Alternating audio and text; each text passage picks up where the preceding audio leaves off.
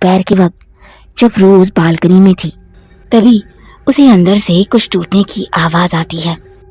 वो आवाज असामी के कमरे से ही आ रही थी। जैसे ही रोज वो दरवाजा खोलती है, सामने का नजारा देख उसके रोंगटे खड़े हो जाते हैं और वो चिल्लाकर कहती है, बेटा रोज नीचे आ जाओ। असामी अपने बालों को खोलकर दीवार के दोनों कोनों पर लटक रही थी।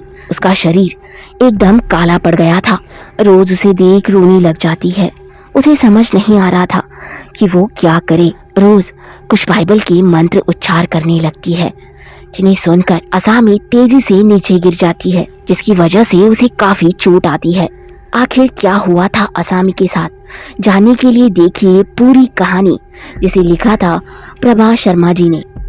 हेनरी और रोज आज नॉर्वे से इंडिया आ रहे थे। रोज को स्कूल टाइम से ही इंडिया घूमने का एक सपना था। इंडिया के रीति रिवाज और तौर तरीके उसे बहुत अच्छे लगते थे। रोज 28 साल की एक औरत थी, जिसकी शादी उसके बचपन के दोस्त हेनरी से हुई थी। वो दोनों नॉर्वे में अपने छोटे से अपार्टमेंट में रहते थे। हेनरी को नई नई चीज़ें एक्सप्लोर करने का बहुत ही शौक था और रोज भी उससे एक कदम आगे थी। वो दोनों हर साल एक नई कंट्री में घूमने के लिए जाते थे। उनकी शादी को लगभग 5 साल हो चुके थे, लेकिन अब तक उन्हें कोई भी बच्चा नहीं हुआ था, जिसकी वजह से वो हमेशा दुखी रहती थी। हेनरी पेशे से एक साइंटिस्ट था, जिसे नए नए एक्सपेरिमेंट करने का शौक था। अपने सारे एक्सपेरिमेंट वो एनिमल्स पर करता था। कभी किसी बंदर, कुत्ते, चूहे और कीड़े मकोड़ों पर करता था। रोज हेनरी की इस आदत से बहुत परेशान थी। रोज ने उसे बहुत बार समझाने की कोशिश की, लेकिन उसकी मेहनत बेकार थी। एक बार उसने भारत के बारे में पढ़ा था कि वहाँ के लोग कैसे पशु पक्षियों से प्यार करते हैं, और इस बार रोज की जिद पर वो भारत की यात्रा के लिए आते हैं, क्योंकि रोज को मन ही मन लगता था कि उसकी सारी परेशानियों का हल भारत में ही कहीं छुपा है। आज वो अपने पति हेनरी के साथ भारत आई है। उनका प्लेन सीधा दिल्ली में लैंड करता है। सबसे पहले वो लोग नॉर्थ ईस्ट में घूमने जाते हैं, जो कि उनमें से सबसे पहला स्टेट आसाम होता है। हेनरी और रोज की शादी को 5 साल से ज़्यादा हो गए थे, लेकिन अब तक उन्हें कोई भी बच्चा नहीं था, जिस वजह से रोज बहुत ही दुखी रहती थी। हेनरी अपनी पूरी कोशिश करता था कि वो उसे हमेशा खुश रखे, ताकि उसका दिमाग हमेशा बच्चे के बारे में ना ही सोचे। उनका प्लेन सीधा दिल्ली से आसाम में लैंड करता है।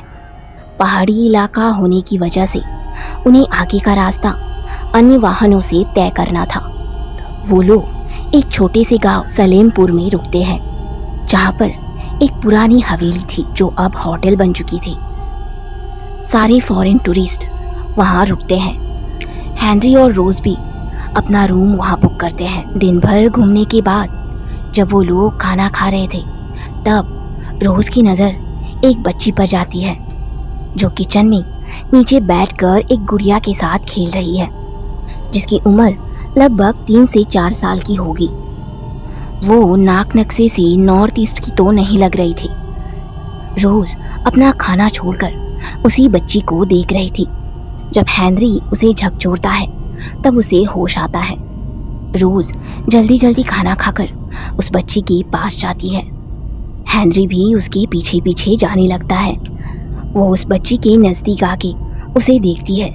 बच्ची उसे देख थोड़ी डर जाती है और जाके एक औरत के पीछे छुप जाती है। तब वो औरत उससे पूछती है, मेम साहब, आपको कुछ चाहिए? रोज ने कहा, नहीं कुछ नहीं। फिर हेनरी ने उसके पास आकर कहा, चलो रोज, क्या हुआ? Are you okay? रोज ने कहा, कुछ नहीं। और फिर हेनरी रोज को कमरे में ले जाता है। कमरे में जाते ही रोज हेनरी के गले लगकर जोर जोर से रोने लगती है। हेनरी को पता था कि रोज क्यों रो रही है। वो चुपचाप रहकर उसे चुप करने की कोशिश करने लगता है। अगले दिन वो सब उस गांव में घूमने जाते हैं। रोज को यहाँ का रहन सहन बहुत अच्छा लग रहा था।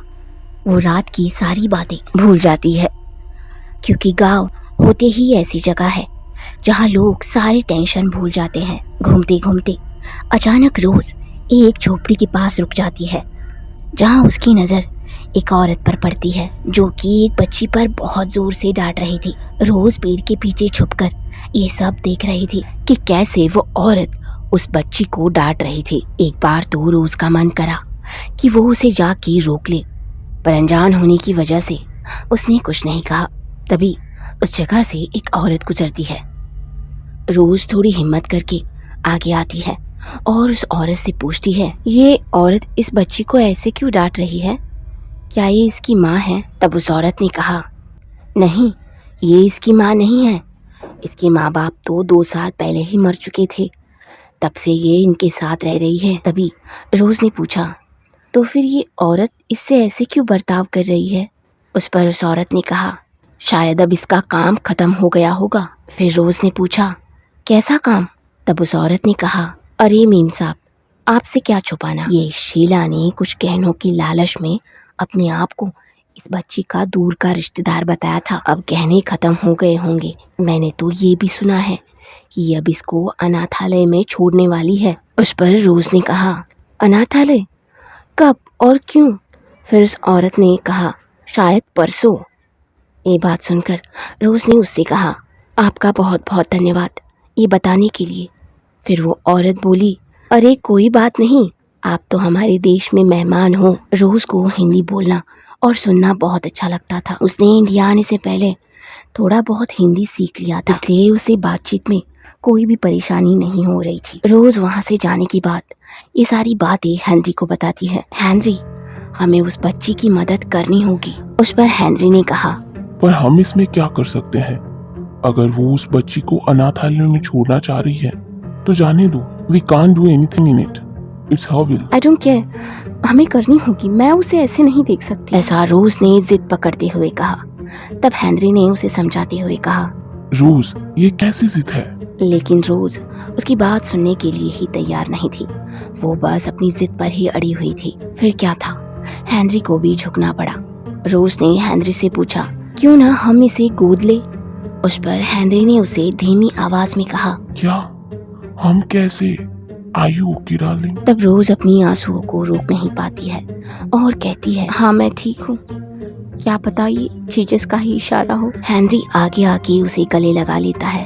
उसकी भी आंखें नम हो जाती है, पर वो अपने आप को संभाल कर कहता है, मैं आज ही सारी डॉक्यूमेंट्स इकट्ठा करता हूँ, फिर कल हम सीधा अनाथालय चलेंगे। फिर रोज कहती है, thank you so much Henry.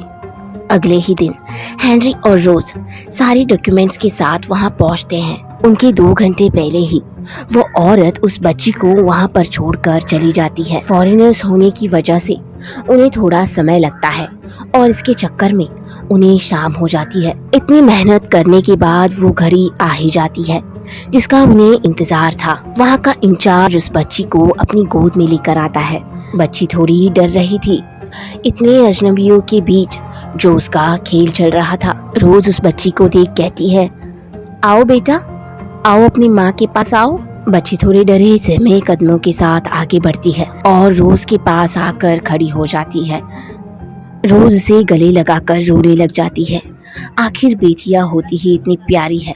रोज और हेनरी कुछ दिन आसाम में बिताने के बाद फिर सीधा दिल्ली से फ्लाइट लेकर वो नॉर्वे के लिए निकल जाते हैं। लेकिन उन तीनों के अलावा कोई और भी गया था उनके साथ। हेनरी दरवाजे पर खड़ा उस बच्ची से कहता है, वेलकम बेटा, ये हमारा घर है, कैसा लगा तुम्हें? वो लड़की डरी सहमी सी आगे बढ़ती है, चारों तरफ इधर उधर निहार कर पीछे मुड़कर देखती है। रोज उसका हौसला बढ़ाकर उसका हाथ पकड़कर दरवाजे के पास ले जाती है। बहुत दिनों से घर के बाहर रहने की वजह से धूल मिट्टी का ढेर लग जाता है। थोड़ी देर आराम करने के बाद हेनरी और रोज घर की साफ सफाई करने के लिए लग जाते हैं। सफाई करते समय रोज ने कहा, हेनरी, हम इतने दिनों से इसे बेटी कह के बुला रहे हैं, क्यों ना हम इसका एक नया नाम रखें जो आगे चलकर इसकी पहचान बने, क्या कहते हो? फिर हेनरी ने कहा, हाँ तुम सही कह रही हो, पर इसका नाम क्या रखें? फिर रोज ने कहा, अस्मी। कैसा रहेगा, क्योंकि ये हमें आसाम में मिली थी, जिसने हमारी जिंदगी में इतना खूबसूरत एहसास की अनुभूति कराई। फिर हेनरी ने कहा, वाह क्या नेम है, एकदम यूनिक। मान गए आपके पास भी दिमाग है। उस पर रोज नाक सिकुड़कर कहती है, ओ मिस्टर, मेरे पास दिमाग है और चलता भी है। फिर दोनों तेजी से खिलखिलाकर हंसने लगते हैं। रोज घर की साफ सफाई करने के बाद खाना लेकर असामी के पास जाती है, जो अपनी गुड़िया के साथ खेल रही थी। बेटा असामी, नया नाम सुनकर असामी कोई जवाब नहीं देती है। वो फिर से अपनी गुड़िया के साथ खेलने लग जाती है। रोज और एक बार फिर से कहती है और उसके पीछे से हेनरी भी अब आ जाता है। बेटा, हमने आपका नया नाम रखा है, आपको कैसा लगा असामी नाम? ऐसा हेनरी ने कहा। रोज थोड़ी चिंतित होकर धीरे धीरे से हेनरी के कानों में कहती है। तब असामी अपना ध्यान उस गुड़िया से हटाकर रोज की तरफ देखती है और फिर उसके गले लग जाती है। उसे ऐसे देख रोज कहती है, क्या हुआ असामी, आर यू ओके? चलो असामी, हम बाहर घूमने चलते हैं। ऐसा हेनरी ने कहा। हेनरी उसे बाहर घुमाने के लिए ले जाता है। उन दोनों के बाहर जाने के बाद रोज असामी के रूम की सफाई करने लग जाती है। सफाई करते करते अचानक उसकी गुड़िया नीचे गिर जाती है। रोज उसको उठाने के लिए झुकती है। उसका चेहरा देखकर वो थोड़ा सा डर जाती है। कितनी अजीब गुड़िया है, असामी ने न जाने इसके लिए इतनी जिद क्यों कर रही थी। कुछ दिनों के बाद हेनरी असामी का शहर के सबसे अच्छे स्कूल में एडमिशन कर देता है। उसी स्कूल में रोज टीचर भी थी। असामी को स्कूल के माहौल में ढलने थोड़ा टाइम लगता है, क्योंकि भारत का रहन सहन नॉर्वे से बिल्कुल अलग था। 2 साल बाद असामी के आने के बाद हेनरी और रोज का पूरा दिन उसी के आगे पीछे घूमने में चला जाता था। कभी कोई उसकी चोटी बनाता तो कभी कोई उसकी होमवर्क करने में मदद करता। असामी जब इंडिया से आई थी तब वो 4 साल की थी और अब वो यहाँ आकर सारी यादों को धीरे धीरे भुला रही थी। इंडिया की याद के नाम पर बस उसके पास वो गुड़िया थी, जिससे उससे कुछ अलग ही लगाव था। रोज एक बेटी को भी जन्म देती है, जिसका नाम वो रोम रखते हैं। रोम की जिंदगी में आने के बाद रोज और हेनरी का लगाव असामी के लिए बिल्कुल भी कम नहीं हुआ था। असामी भी अपने छोटे भाई से बहुत प्यार करती थी। उन्हें देखकर कभी ऐसा नहीं लगता था कि उनकी माँ अलग थी, पर जिंदगी कब क्या खेल खेले किसी को भी कुछ पता नहीं। ऐसा ही एक दिन असामी की जिंदगी में आया जब वो 12 साल की थी। एक दिन जब असामी 12 साल की थी तब उसकी सहेली जिया उसे जिद करती है कि उसको उसकी गुड़िया देखनी है। पहले तो असामी मना कर देती है, क्योंकि उस गुड़िया से उसे कुछ ज्यादा ही लगाव था, लेकिन वो दिन भर उसी के बारे में बातें करती थी, जिससे जिया के मन में उत्सुकता बढ़ गई थी। जिया की बार बार जिद करने पर आखिर में असामी अपनी जान से भी प्यारी गुड़िया को दिखाने के लिए राजी हो जाती है। स्कूल में खेल खिलौने ले जाने पर पूरी तरह से रोक थी। असामी ने भी अपनी माँ को भी कुछ नहीं बताया था, क्योंकि वो उसे कभी ले जाने की आज्ञा ही नहीं देती। असामी रोज से छुपाकर वो गुड़िया अपने स्कूल बैग में रख लेती है और जल्दी जल्दी से स्कूल जाने के लिए तैयार हो जाती है।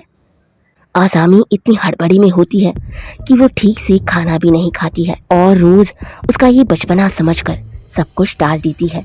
स्कूल में पहुंचते ही असामी तेजी से लॉकर के पास पहुंचकर अपनी गुड़िया को उसमें रख देती है।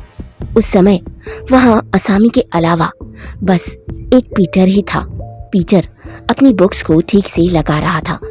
पीटर को आता देख असामी थोड़ी हड़बड़ा जाती है, जिसके चलते वो चाबी वही गिरा देती है। पीटर की और उसकी एक आंख भी नहीं बनती थी। उन दोनों की बहुत लड़ाई होती रहती थी, जिससे पीटर उसे बहुत नफरत करता था, हमेशा उससे बदला लेने की कोशिश करता था। असामी लॉकर में गुड़िया रखकर वहां से चली जाती है। पीटर उसे ऐसे नजरअंदाज करता है जैसे उसने कुछ नहीं देखा। उसके जाते ही पीटर चाबी उठाकर उस डॉल को निकालता है। वो मन ही मन बहुत खुश होता है। इतनी बड़ी होकर भी अभी भी डॉल के साथ खेल रही है, पूरी पागल है। I don't know what kind of pleasure she got in such a old-fashioned dirty doll. इसको तो मैं मजा अब दिखाता हूँ। यहाँ असामी अपनी सहेली जिया के पास आकर कहती है, हाँ जिया, मैं डॉल ले आई हूँ। तब जिया ने कहा, रियली तुम ले आई? कहाँ पर है, मुझे भी देखनी है। अरे धीरे धीरे बोलो, अगर किसी ने सुन लिया ना तो फिर मेरी खैर नहीं। सॉरी, चल अब मुझे दिखा। अभी नहीं, लंच टाइम में, ऐसा आसामी ने कहा। आसामी लंच टाइम में जिया को साथ लेकर लॉकर के पास जाती है। जैसे ही वो लॉकर खोलती है उसकी आंखें फटी की फटी रह जाती है, क्योंकि वो डॉल वहाँ नहीं थी। डॉल खोने का उसे ऐसा सदमा लग जाता है कि वो वही बेहोश हो जाती है। जिया अपने टीचर को बुला के लाती है और आसामी को हॉस्पिटल भेज दिया जाता है। रोज और हेनरी भी वहीं पहुंच जाते हैं। थोड़ा शॉक लगने की वजह से आसामी को चक्कर आ गए थे। थोड़ी देर बाद आसामी को होश आता है और वो कहती है, वेयर इज माई डॉल?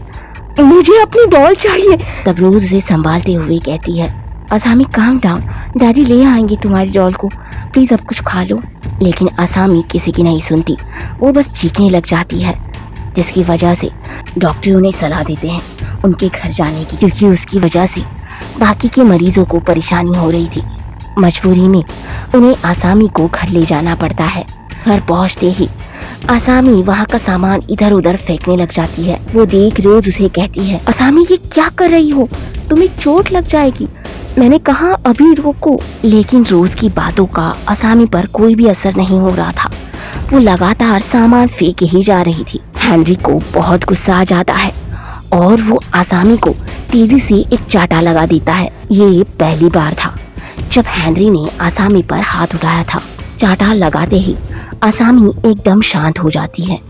रोज उसके बगल में आकर बैठ जाती है।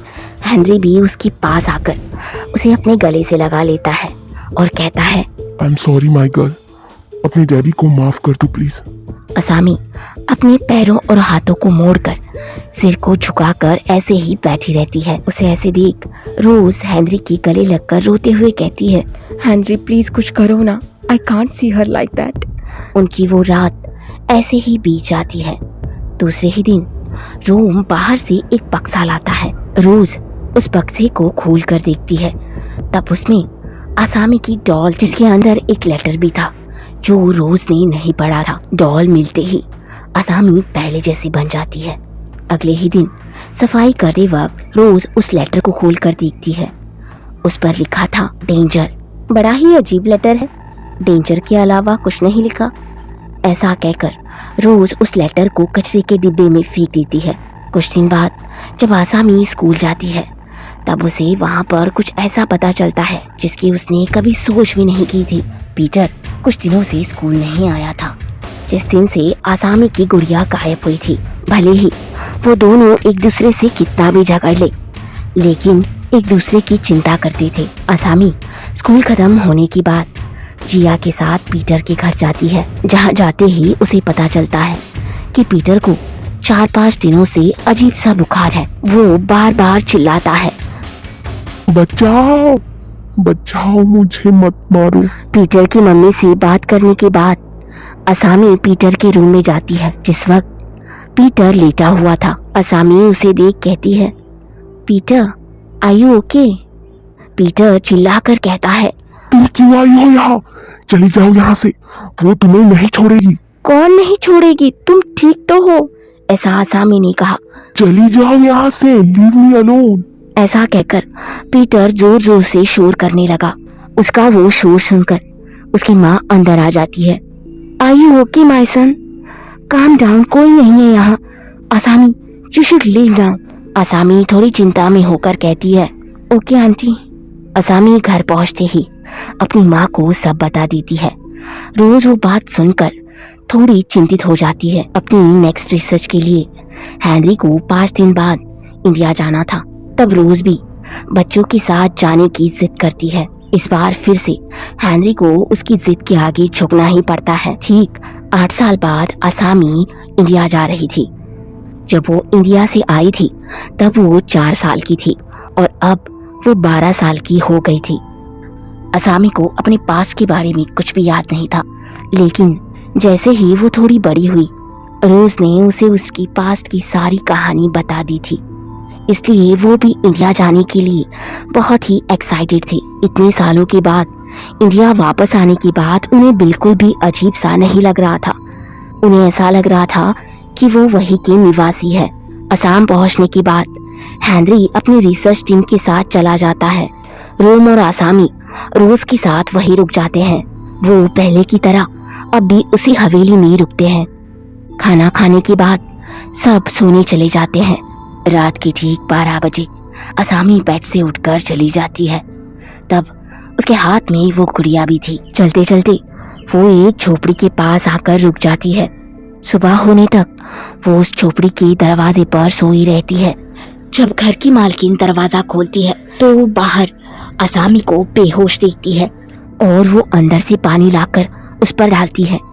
असामी पानी डालते ही डरी सहमी सी कहती है, मैं कहाँ हूँ? Where is my mom? कौन हो बेटा तुम और यहाँ क्या कर रही हो? ऐसा वो औरत कहती है, मुझे नहीं पता, मैं तो सो रही थी, मुझे कुछ नहीं पता। थोड़ी देर बाद रोज भी वहाँ पहुँच जाती है। रोज असामी को वहाँ देखकर बहुत डर जाती है। बेटा तुम ठीक हो? तुम यहाँ कैसे आई? मुझे नहीं पता मम्मा। असामी बहुत ही डर गई थी। उसे ऐसे देख उस औरत ने भी कहा, आप इसे घर ले जाइए, बच्ची बहुत डरी हुई है। आपका बहुत बहुत धन्यवाद, ऐसा रोज ने कहा। रोज हेनरी को भी फोन करके बुला लेती है। दोपहर के वक्त जब रोज बालकनी में थी तभी उसे अंदर से कुछ टूटने की आवाज आती है। वो आवाज असामी के कमरे से ही आ रही थी। जैसे ही रोज वो दरवाजा खोलती है, सामने का नजारा देख उसके रोंगटे खड़े हो जाते हैं और वो चिल्लाकर कहती है, बेटा रोज नीचे आ जाओ। असामी अपने बालों को खोलकर दीवार के दोनों कोनों पर लटक रही थी। उसका शरीर एकदम काला पड़ गया था। रोज उसे देख रोने लग जाती है। उसे समझ नहीं आ रहा था कि वो क्या करे। रोज कुछ बाइबल के मंत्र उच्चार करने लगती है, जिन्हें सुनकर असामी तेजी से नीचे गिर जाती है, जिसकी वजह से उसे काफी चोट आती है। रोज उसे उसी हालत में हॉस्पिटल ले जाती है, जहाँ पर हेनरी भी पहुंच जाता है। 2 दिन हॉस्पिटल में रुकने के बाद असामी को डिस्चार्ज कर दिया जाता है, जिसे गाड़ी से वो लेकर हवेली के घर जा रहे थे। अचानक से ही बीच रास्ते में उनकी गाड़ी खराब हो जाती है। तब हेनरी सबको बाहर ले आता है। उसी रास्ते से एक बाबा गुजरते हैं। वो रोम और रोज को देख कहते हैं, नहीं छोड़ेगी वो किसी को, चले जाओ यहाँ से, अभी चले जाओ। हेनरी को उनकी बात कुछ अजीब सी लगती है और वो उनसे पूछते हैं, कौन नहीं छोड़ेगी बाबा? हम कुछ समझे नहीं। नहीं छोड़ेगी वो। इतना ही कहकर वो बाबा वहाँ से चलने लगते हैं। रोज उन्हें देख थोड़ी डर सी जाती है और कहती है, हेनरी ये बाबा ऐसे क्यों बात कर रहे थे? मुझे बहुत डर लग रहा है। अरे डरने की कोई बात नहीं है, तुम चिंता मत करो, और डॉक्टर ने भी कहा है ना, असामी ठीक हो जाएगी। ऐसा हेनरी ने कहा। असामी की हालत में कोई सुधार नहीं था। बार बार उसका शरीर काला और ठंडा पड़ जाता था। तब किसी ने रोज को उन्हीं बाबा के पास जाने के लिए कहा। फिर रोज उसी दिन असामी को उस बाबा के पास ले जाती है। बाबा बताते हैं कि इसके पीछे एक बुरा साया है जो अपना मकसद पूरा करने आया है। जब तक उसका मकसद पूरा नहीं हो जाता वो यहाँ से नहीं जाएगी। तब रोज पूछती है, कैसा मकसद? इस तरफ आरव नाम का एक आदमी हवेली के असली मालिक के बारे में खबर ढूंढ रहा था। उसने गांव के मुखिया पर बात उबाला ली थी कि हवेली का असली मालिक कौन है। असल में हवेली के असली मालिक असामी के मम्मी पापा थे, जिन्हें एक्सीडेंट में मरवाया गया था। उनकी मौत को 10 साल बीत गए थे, लेकिन उन्हें इंसाफ नहीं मिला था। उनका एक्सीडेंट रूपचंद्र नामक एक आदमी ने करवाया था, लेकिन इसकी खबर किसी को नहीं पता चली थी। आज फिर से फाइल द्वारा खोली गई थी। आरव ने हेनरी को सब कुछ बता दिया था। वो सब सुनकर हेनरी हैरान हो गया और उसने हैरानी में कहा, लेकिन हमारी बच्ची ने उसका क्या बिगाड़ा है? तब आरव ने कहा, समझने की कोशिश कीजिए, अभी वो आपकी बेटी है, लेकिन पहले किसी और की थी। हम हैं आपके साथ, पुलिस प्रशासन है, और रूपचंद्र भी अभी जेल में है। हमें बस उनकी बॉडी को ढूंढकर अंतिम संस्कार करना है, तभी आपकी बेटी ठीक हो पाएगी। वैसे मैं इन सब बातों पे विश्वास नहीं करता, लेकिन मेरे पास और कोई चारा भी नहीं है। आशा करता हूँ कि आप हमारी मदद करेंगे। उस पर हेनरी ने कहा, लेकिन हम कैसे करें? तब आरव ने कहा, आप नहीं, आपकी बेटी करेगी। रात के ठीक 12 बजे असामी बेड से उठकर चली जाती है। इस बार उसके पीछे पीछे हेनरी, रोम, बाबा और आरव की टीम भी जाती है। असामी ने चप्पल भी नहीं पहनी थी। उसके पैरों पर कांटे लगे जा रहे थे, लेकिन फिर भी वो लगातार चली जा रही थी। अचानक चलते चलते वो एक पेड़ के पास जाके रुक जाती है। तभी वो बाबा कुछ मंत्र फूंक कर उस पर डालते हैं और वो वही बेहोश हो जाती है। उसके बाद आरव की टीम वहां पर खुदाई करती है, जहां पर उन्हें 2 बॉडीज मिलती है जो पूरी तरह से कंकाल बन चुकी थी। उन्हें फॉरेंसिक डिपार्टमेंट में भेज दिया जाता है। अगले ही दिन उन दोनों के शरीर का अंतिम संस्कार किया जाता है। तब रोज उस डॉल को भी उसी में फेंक देती है। चिता को आग लगते ही आसामी एकदम से ठीक हो जाती है। अब आसामी उस हवेली की असली मालकिन थी, लेकिन हेनरी और रोज ने उस हवेली को गवर्नमेंट को देते हैं। कुछ दिन वहां बिताकर वो लोग फिर से नॉर्वे के लिए निकल जाते हैं। आपसे रिक्वेस्ट है, प्लीज इस वीडियो को एक लाइक और एक कमेंट जरूर कीजिएगा।